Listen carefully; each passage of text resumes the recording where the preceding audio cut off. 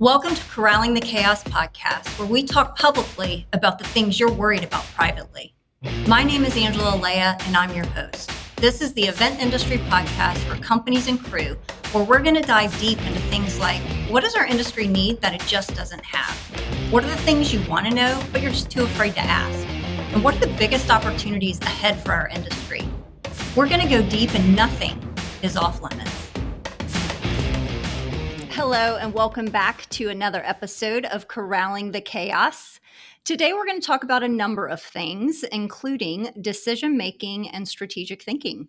So to help us do that, we have asked Tom Stimson to join us. There's no denying that decision-making over the last few years has been murky at best, given everything that's going on. But the live event industry, even before COVID, they've always had a massive challenge when running their businesses, which is a great solution that Tom has helped so many achieve. But there's little to no predictability to a lot of things in our industry, which makes it difficult. And then adding on top of that, companies don't really have access to good data, real-time data, access to good tools that are really built for our industry that understand how we operate. And then certainly not many financial insights because let's face it, I think we've unnecessarily complicated a lot of our financial models by how we do things. So companies have been forced to really kind of run on hunches, which doesn't necessarily instill a lot of confidence in those of you running your business and who have operated under these challenging circumstances. So we've asked Tom Stimson to join us today to discuss this challenge, as well as dig into some additional issues around ethics and leadership in our industry, how to compete, and the transition that we've seen in our industry. For those of you who may not know Tom Stimson, he is a business advisor, coach, and speaker who works exclusively with hands-on business owners and management teams of live event production companies that want to improve their decision-making and elevate their strategic thinking. So welcome, Tom Stimson. I'm super glad that you are here with us. Thank you, Angela. It's nice to see you again. Yeah, you too. So I've seen many of you, I've seen Tom in lots of places. He's very connected to what's going on within our industry. So I'm definitely interested to kind of dive in. But, you talk in your bio about some of the value props of things that you bring to your customers as far as helping them with their decision-making and elevating strategic thinking. So what does that mean, and how can companies exactly accomplish that? Well, my newsletter is called Intentional Success, and it's all about intentionality. And many of the folks running our companies are business owners or accidental entrepreneurs. They were good at something, they kept getting calls, and all of a sudden they own gear, they have employees, and they're trying to pay taxes, right? And they never intended to go out and be a business. They didn't. One of the first things my prospects say to me, I don't have a business degree. I don't know what I'm doing. I know how to do a show. I know how to do rental. I know how to do, whatever it is that they do, but they don't know the business side of it. And I don't find this in other industries. It's very prevalent in our world because it takes a certain kind of people to be attracted to what we do and to find a way to make a business out of it. I work with other consultants in other industries, and they don't have the same challenges that my clients do with their clients. And they have businesses that can be sold to other people who could now run that business. It's very difficult for people in our industry to sell their business because nobody else can run it but them. So making intentional choices is important if you have a goal. If you don't have a goal, just keep on doing what you're doing. Flail all you want. But if you have a goal, you have the place that you're trying to get to, then there are intentional choices you could make that will get you there more directly. And having a scalable business that's maybe transferable, or a succession plan for who's going to run it next, having that in mind will help you make better decisions. And that's really the first step. Have a goal rather than I started a business and then things just started happening and they haven't stopped happening in 20 years. Right? Pause and figure out why you're doing this. And then we can start making some better choices. And that's when strategy starts to come into play, right? That's when we can start thinking strategically. And depending on where you are, there's a different process that we'll go through depending on where that company is starting from to get them where they're going. That's such a great point. It's so funny, in all my years in sales, when I would call in a company and they'd say, "Well, we're just a little bit different," I used to always roll my eyes. I'm like, "I get it. Yeah, you think you're different, but you're really not." But I will say, in this industry, it really is different. And I mean, it has made a believer out of me in the last decade that I've been in it. We are not like anybody else, and it does make it hard. It also makes it exciting, and I think it also creates an opportunity for us as an industry to create what we want it to be. But it does make it challenging with not a lot of standards. And it's interesting when you talk about the intentionality of these companies and their exit plans, because companies in our industry, they're valued as a multiple of EBITDA. It's not on growth. It's Right. not on revenue. And a lot of these companies, they don't understand what adds value to their company. Hmm. And so they're, the companies that are thinking about exiting or figuring out, do I pass it to a family member? Do I get out altogether? Is it an acquisition? Is it a merger? And so I think the more they can focus on what are the things that make my business more valuable, because I think you're right, Tom. Instead, it's happened to them. And so much of our industry is it's what happens to us, right? I don't know why I got this business. I just fell into it. I fell into even becoming a business owner versus leapfrogging that and becoming intentional and proactive. And what do I want my business to be? How am I positioned? How am I going to compete? What's the one thing I'm known for? And so I think that's great, to have you as a resource to help these business owners think through that. So instead of things just happening to them, they can go make things happen. Yeah, That's going to exactly. add value to their business. Right. So I think that's great to place an emphasis on that. Yeah, and the information is out there, and I challenge the notion that our industry is unique. It Hmm. is special, right? But it's not really unique. We have income, we have expense, we have overhead, we have employees.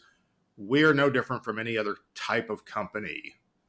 Okay. What we do is different, but you know what? Lots of companies do something that's different from us. Yeah. We've But the made it fundamentals special, to still, your point. we've made it special, but the fundamentals still apply. We don't have to reinvent the wheel, but a lot of us did because we didn't know any better, Yeah. right? Our peers and our mentors didn't know any better. They were accidental entrepreneurs also, Mhm. right? So we have, Yeah. three generations working in this industry who have started companies going off of what the previous generation did. Yeah, and I do think there's a lot of barriers to entry, which does not serve our industry well, because we have overcomplicated it. We have made it special. We have made it far more difficult than it needs to be. You're right. Mhm. You've got income, you've got expenses, you've Mhm. got profitability. Right. And at the end of the day, that's the same model no matter what type of business you're running. Service business, a little different than some of the others, right? Because of how the Right. valuation works, and those value points are different. But I think you're right. And we talk a lot on this podcast about the need for our industry to standardize so many things, because we do make it more difficult than it needs to be. And so I'm right there with you carrying that flag, that we don't need to be Yeah. special. We don't need to be unique. We need to be better than, and really kind of look at the commonalities that Mhm. exist within our industry. Right. And you talked earlier about the datas and the tools and the insights not being there. No, the fact is they're there. We're tripping over them. We just don't know how to use them. Yeah. Right. Well, and So it it's takes a lot to get to the data, right? It takes a lot to get to what it is. I mean, the number of times our customers have said, I can't put my finger on it. I know I'm losing money here. I'm not more profitable here where mm, I'd like to be. And mm. they have these hunches and their gut instincts, but they don't take the time to go dig through it to really pinpoint, Well, what is it? Is it a person? Is it a process? Is right. it technology? What is it? Because they're moving And fast. it's that lack of business acumen. They know how to do the work. They don't Yeah. know how to run the business, which means they're not used to looking for key performance indicators. And they're not used to analyzing their numbers, so they don't know where to go. Yeah. They see the numbers, but they don't mean anything to them. So Yeah. having an outsider look at them, connect the dots for them. But the fact is, our financiers are really actually quite simple. And Hmm. there's only a handful of places you need to look to understand what's going on in your business. Yeah. and how you can make an impact and how you can change things. So if a Yep. company's not healthy, it doesn't take long to find out why. Yeah. The breadcrumbs are there. That's right. They're all there. The clues Yep. are there. Absolutely. Well, what do you think, or what do you see is the number one issue on owners' mind right now as we come out of COVID and then are facing a recession? So, what are people worried about? Well, I mean, it's the same thing they're always worried about, which is uncertainty. All right, the lack of insight into their sales forecast, not being able to clearly see the pipeline, not recognizing the trends that are going to give them confidence because the Hmm. trends have changed and customer behaviors have changed. Um, so they're a little bit insecure about the future. Um, you know, recession, and it is kind of it is newsworthy, but it's not necessarily important yet. Because the fact is, we're always getting ready for a recession. There is always going to be another recession. The question is, are you healthy enough to get through that? Yeah. And because business won't stop And are you in a finding recession. clients who are healthy enough to make sure that their clients are healthy enough to get them through it as Well, well? let's think about what our experience with recession is in the past 20 years, and we're thinking about the 2007 recession, which was bigger than a recession. That was a depression, Hmm. and it was a failure of the banking system. Banking and finance went okay. That was not a reflection on the economy. Hmm. Okay, that was the input. The recession was the output. Right. Um, Recessions are normally, you know, a normal thing. I mean, they happen. It's an ebb and flow, Yep. and therefore they're generally not as severe. They're not generally centered on a sector, but some sectors respond differently. And What happens in our industry in a normal recession is clients spend a little bit less. Hmm. They'll do the same meetings, but they'll do less. Yeah. All Yeah. right. So we can deal with that. We can still make them, you can still have 50% gross profit on less. Yeah. Yeah, events are still gonna happen. You're right. They might look a little different. The budgets might shrink a little bit, but being strategic and getting ahead of that and making sure that you're um, acquiring the right customers at the right margins to do, to set yourself up for Mhm. success. That's an Right. important part. Yeah. Well, no surprise there that that's on some people's minds. Although, I'll tell you on what we see on the Lasso platform, we have not seen anything slow at all, even going into 24. We've got events that are built and locked and ready to go for 24, so we're not seeing that growth slow down. So hopefully that's an indication. Yeah. There's another phenomenon that happens when we're busy like this is that cash flow becomes a problem. You think cash flow would be great because you're so busy, but the fact is you're burning through a lot of cash and there's a Yeah. lag in getting paid. So I am dealing with some owners who are a little bit panicked about their sales pipeline because their cash is low. It's not a selling problem. Yeah. Okay, this is a finance problem. Yeah. So it's like you're overreacting to the wrong thing. And again, it's that not having the business acumen to recognize what the symptom is telling you, Hmm. and you treat the wrong symptom. Yeah. Makes sense. Well, speaking of patterns and trends, you kind of talked about that a minute ago. What are some of the patterns and trends that you're seeing that make you nervous? And then which ones are you excited about? Well, none of it makes me nervous. I am cautiously watching the tendency for people to go backwards. History has a lot of gravitational force. There's, man, things were so much better in 2019. Well, actually, no, they weren't. If we Hmm. objectively look at your business, they weren't better. It was just more comfortable. So there's a tendency of, well, when can we get back to doing it this way? And that's dangerous because as I've said before, one of the best things that's ever happened to our industry has been the pandemic, Yeah. and that it forced us to think differently about how our businesses create value and what the profit formula is. And going backwards to some of the old ways of doing things, of having too many employees because it's easier than trying to find a freelancer.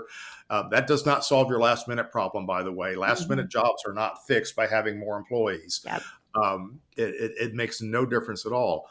Owning more gear than you actually need, because, well, it made my EBITDA look better. Well, no, it actually didn't, Yeah. because the CapEx pulls down your EBITDA. Mm-hmm. So having a better understanding of what's going on with all of these things was going to help people. But the lure of the past is strong because it's Mm-hmm. comfortable. So that worries me. Yeah. Um, the other thing that worries me, and is part of the lure of the past is what our customers want. So while I want my clients to stay in the present and look forward, their customers, some of them want their suppliers to go backwards too. Yeah. Would you go back to the big discount? Hey, can I get this at the 2018 price? Why is this more expensive? You know, um, and they're trying to pull some of their suppliers backwards, and that's a bigger fear for me, because many of us are afraid of clients. Yeah. We're afraid of losing business, when in fact that customer who's asking you to not make money as a favor to them is not a good client. Yeah.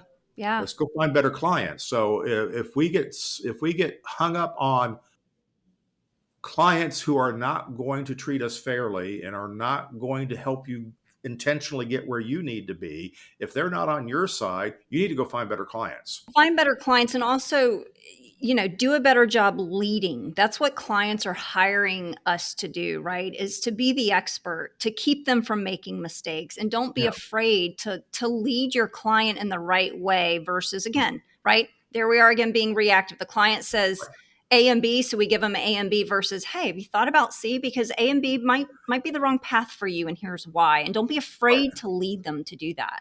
If you go into the mind of a salesperson in our industry, and when the client says, "Hey, we need to cut our budget by 30%," the salesperson doesn't instantly think, "Oh, I need to reduce the scope of work by 30%." They instantly think, "Well, let me find a way to give you the same job for a lower Yes, price." yes. And We've trained the clients how to treat us, what to expect in our industry. We have trained them right. well, and we should undo that. Yeah. We created a clientele of price shoppers. Yes. Yes. And not all clients are price shoppers, but the folks that are out there, and there are some, notoriously famous buyers in our industry who are experts at price shopping.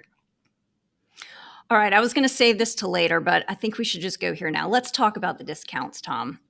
Um, why do we do that? Why on most of the quotes, and I'm going to call them quotes because I see Mhm. more quotes than I do proposals, and in my Right. mind, there is a drastic difference Yeah, between a thank quote you. and a There is a big proposal. difference. Yeah. But why are we continuing to, right off the bat, in a pitch, we give a quote and here's your discount? We completely undid what we just spent an hour pitching with that discount. So talk to us about why they're there. Should we continue using them, and how do, or if we're going to, how do we use them to our benefit? At the risk of being didactic, you have to look at the history of discounts, why they're there, Mm-hmm. because there is retail, Mm-hmm. there is reseller, and there's wholesale. Yep. And discounts are a way to get there. How did they become customer facing? I don't know, but I want to go back and throttle that person. Yes. And it was a rental salesperson, in the 1970s, who wrote a quote to rent some overhead projectors and some flip charts. And it was a good customer, and they asked for a discount, and they gave them one, and they put it on the quote. And here we are, right? So, but today's buyers aren't looking for discounts. Mm-hmm. They're going, "What is this?" Right? It's out of place in the scope of work type of selling that more people are doing. Yeah. But the fact is, our rental management software has a place for a discount. You can put a discount on every line. You can put a master discount. You can discount sections. There's discounts all over the place. Yeah. But nobody ever said quit showing it to the client. Yeah. The client doesn't need to know how you did the math. That's right. The reason we have discounts is because in rental production, we sell from a retail price and we discount it, which Mm-hmm. is one of the things that makes us unique and special. When other industries look at it as going, "Why would you do it that way?" Any other industry, including the systems integration industry, the built environment, sells from cost plus margin. Mm-hmm. And we don't sell from cost plus margin because we don't Yeah. know what our cost is. Right. So we sell from retail, Therein and so lies we the have a problem. discount. Therein lies the problem. Yes. So Discounts will be there because we do need a customer facing sales tool, but discounts are a tool. Yeah.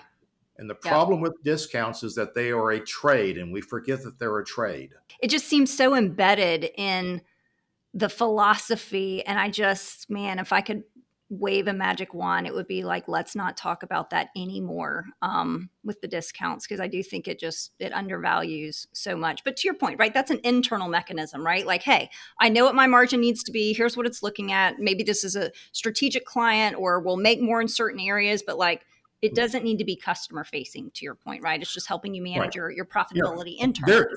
There is a form of selling where you are transparent about your margins. Mm-hmm. We see this in the construction industry. We're starting to see it in the remodeling industry, where you basically show the client all of your costs, but you also tell them what your profit's going to be.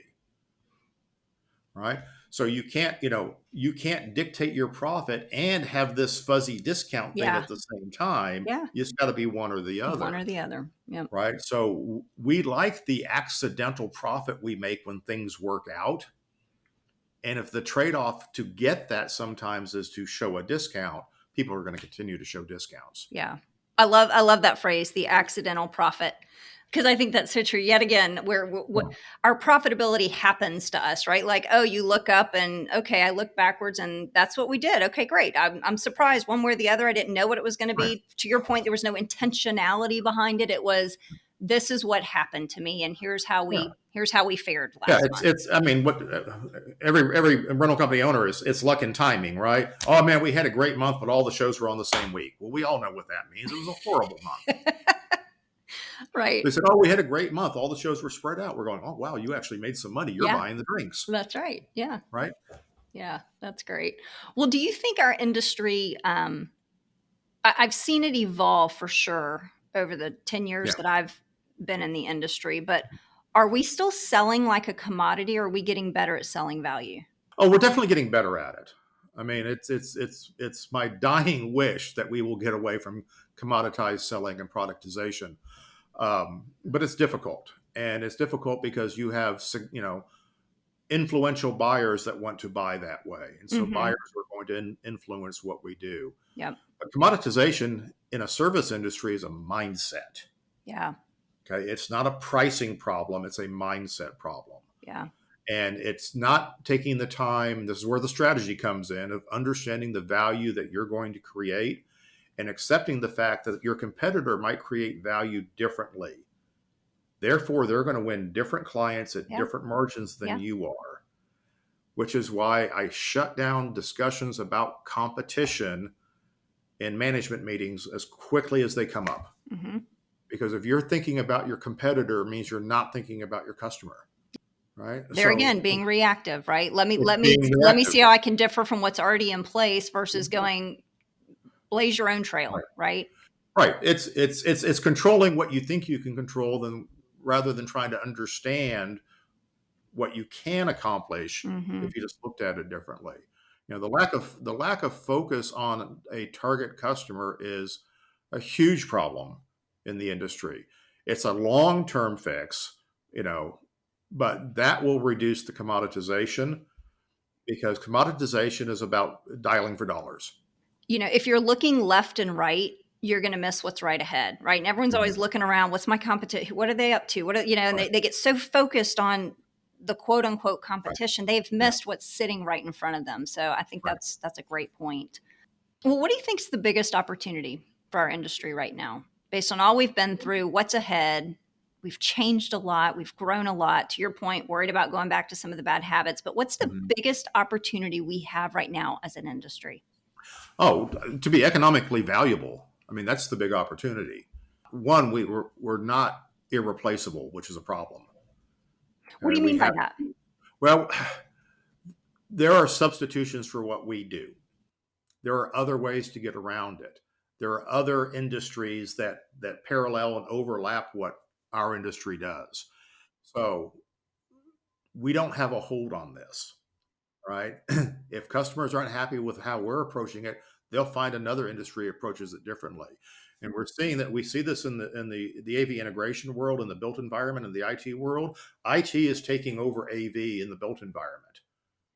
they have a better model. They have a better handle on it. Okay.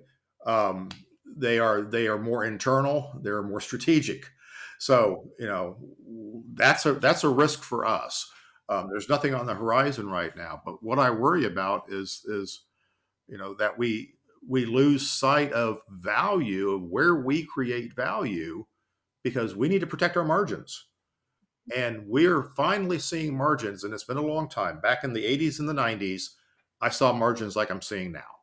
If there's a business owner out there now listening in an AV staging company, like what should they strive to? What kind of margin should they strive to have? Like, what's an The average mark margin? the target EBITDA for that company that matches the risk that they are taking Hmm. is 25%. 25% target EBITDA. That probably means you're at 19 or 20% net profit. Got it. These are companies that in 2019 were thrilled to make 2 and 3% net profit, Yeah.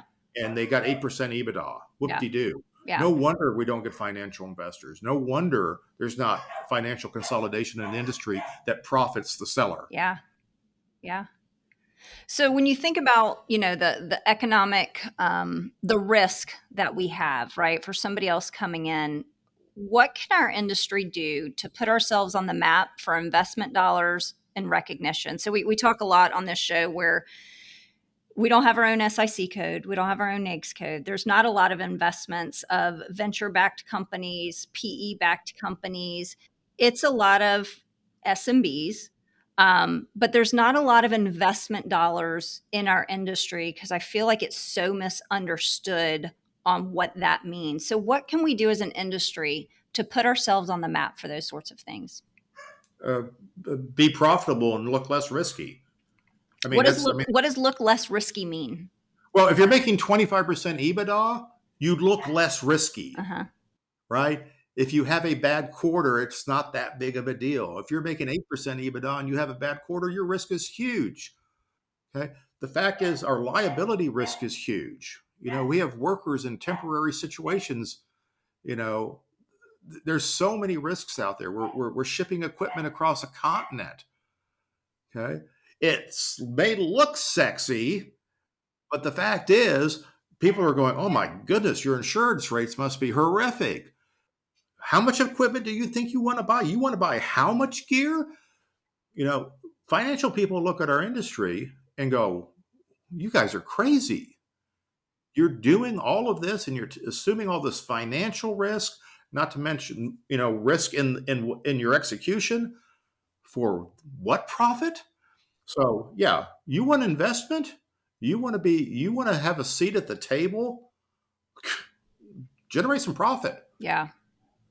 So, Quit settling for buying new gear yeah. as a dopamine hit. Yes, that's right. Settle for funding your retirement. Yeah. Yeah. Being really happy that you're paying a huge tax bill this year. These are the things that we need to do. Yeah.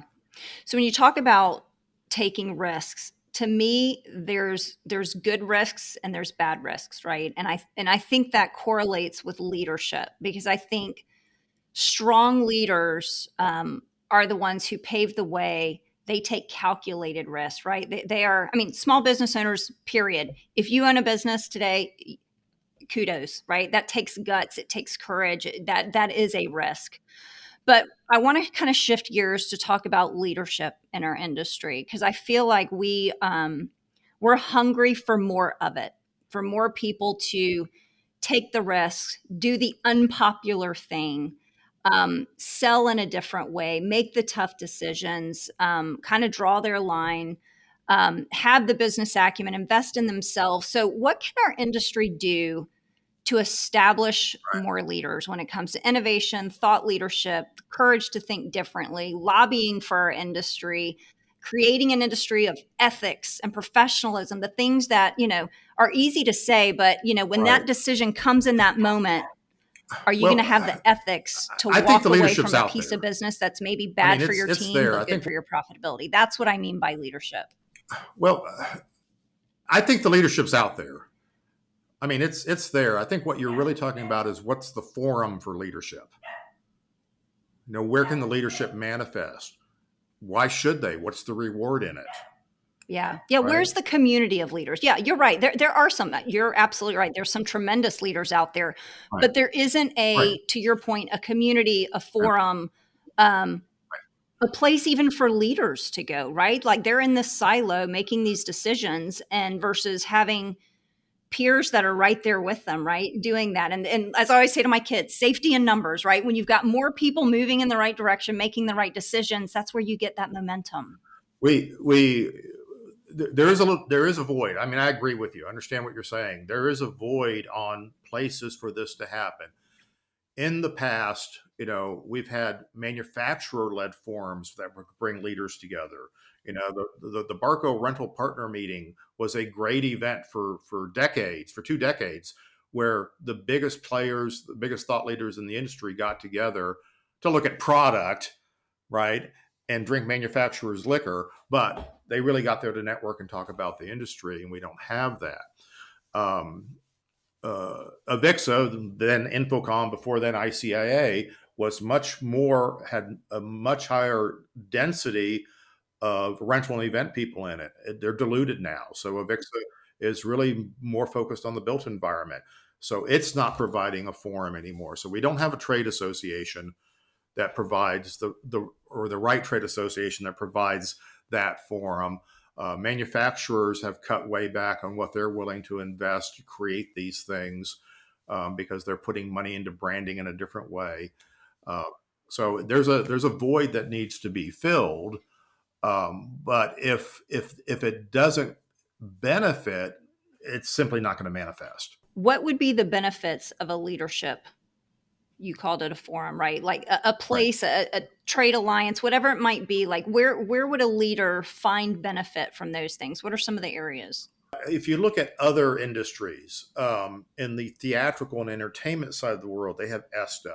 Hmm. Okay, ESTA is a great association, a great organization, and they have a standards writing group. They do technical, they have technical training.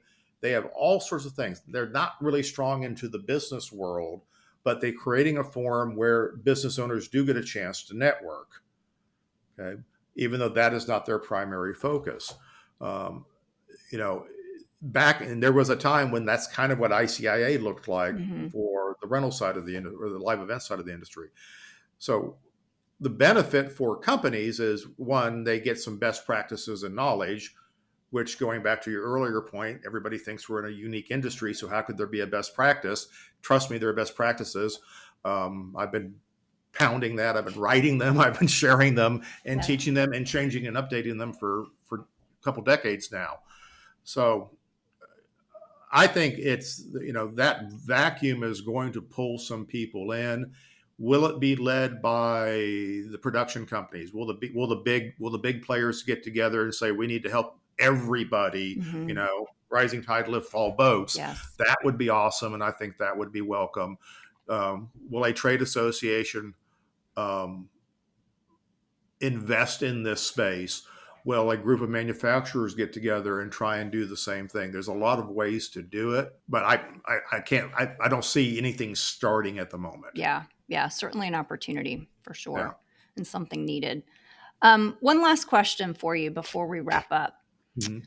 Why do you think our industry has a lot of skeptics, people kind of looking over their shoulders, Mhm. uh, waiting to be taken advantage of? It just seems like there's this level of skepticism that has always existed. Where does that come from, and how do we fix that? How do we get past that?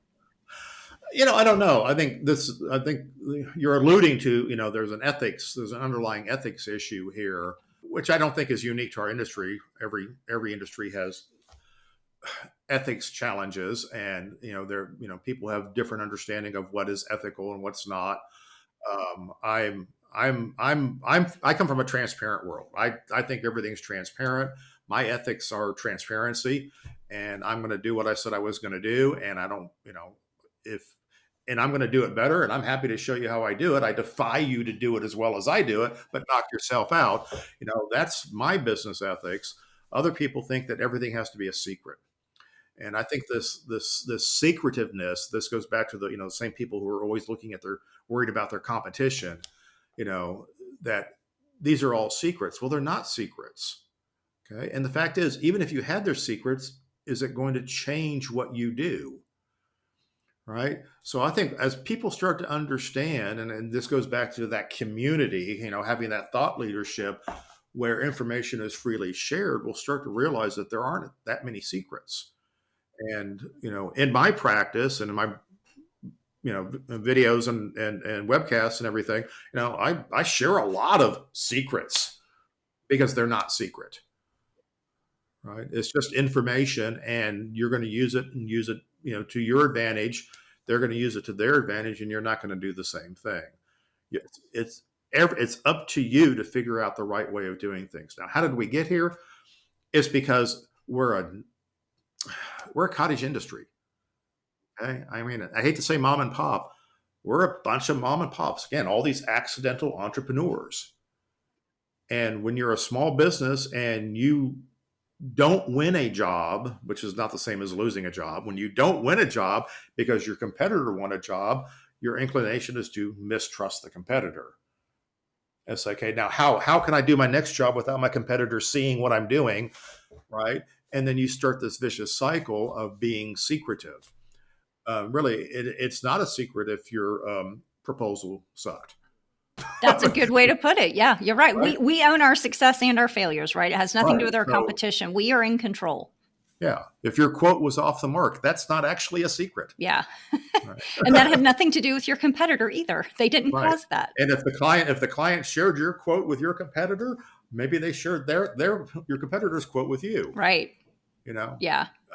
So again, it's really, if it's not a secret, then we're not doing anything unethical. Yeah. But if we think it's a secret, then everything becomes about ethics. Yeah. No, So I I think the love the number of idea of truly transparency. unethical the number of truly unethical people is really very, very, very small. Yeah. No, I love the concept of transparency, right? That's to me that's the takeaway is what you see is what you get. Again, stop looking left and right or you're going to miss what's right in front of you. And Yeah. when we are paranoid about what's left or right, we miss some really good things, right? And Right. so and I think it And chips away at a lot of some things. very paranoid people have been very successful. Yes, that's true. That is true. Which by example causes other people to think that being paranoid may have been the secret sauce, but no, their Yeah. paranoia was not the secret sauce. Yeah. Yeah. That's They're right. successful in spite of their paranoia. That's right. Well, anything else that you see for our future, Tom, or patterns or concerns, or just what do you hope for our I, industry moving you forward? know, I hope people understand that the success that they're having right now, they did it. Right. This is not something that happened to them. This is the byproduct of hard work. And, a lot of pivoting during the pandemic, a lot of changing in business models, rethinking pricing, letting go of some old mindsets. And here we are, you know, in grit and determination and perseverance. And they did that. And they're now getting, seeing profits. Many of my clients are seeing profits they've never seen before. And they think it's going to be short lived. They go, no, no, no, no. This is what you've supposed to have been doing all along. I mean, I couldn't do this in 2019. Yes, you could have done this in 2019. The fact is, you couldn't let go of the 27 things that you'd have to quit doing in order to be the company that you are now. So I hope they don't go back and grab those things, and they enjoy their profitability and their success, that they reward their employees, that they take care of themselves, and they continue to let their business be successful, and don't devalue yourself because somebody wants it cheaper. Yes. And now that we all know better, it's time to do better. We've all Yes. learned so much in the last few years, so it's time to apply it and not go backwards. Yeah. It's Um, it you the pandemic saved me years of coaching. yes, exactly. You're right. It sped up the learnings. You're right. Yeah. They were tough beatings, but we all Yeah. took something from it. All of us, every single one of Exactly. us, is my hope. Well, it's been great to have you. There are a number of takeaways that I took from today, and hopefully you all took as well. The first one is the importance of intentionality. Right, we've got to make things happen, and we have to be intentional. Everything that what your profitability says, like be intentional about that, set goals, set Mm. targets, and then go after Right. them in an intentional format. Right. Also, let's not go backwards and get comfortable again. Let's continue Mm. pushing. Let's continue looking for ways to be uncomfortable, to learn, to Mm. grow, and not go backwards. Mhm. You also talked about the industry needs to be economically valuable, which I love. And that all comes from running a business with intentionality, becoming profitable. That's what puts us on the radar, is when we as an industry generate more revenue, more profitabilities in doing those sorts of things. Mhm. And then last but not least, the need for leadership forums, community, and with that breeds transparency, right? Just having more natural connections kind of pulls down the guards, right? And allows for real authentic conversations without Mhm. hiding your secret, as you put it. And so I Right. think there's so much ahead for our industry. And I think this is all such great information. Tom, where can people find you if they want to reach out? My website is trstimson.com. Drop on by. I'd love to hear from you. You can email me at tom@trstimson.com. I actually answer my own emails. Awesome. Well, thanks for joining us today. Super appreciative. And for those of you listening, if you like what you hear, be sure to hit subscribe. And if you have any questions, comments, feedback, reach out to us at podcast@lasso.io. Thanks, everybody.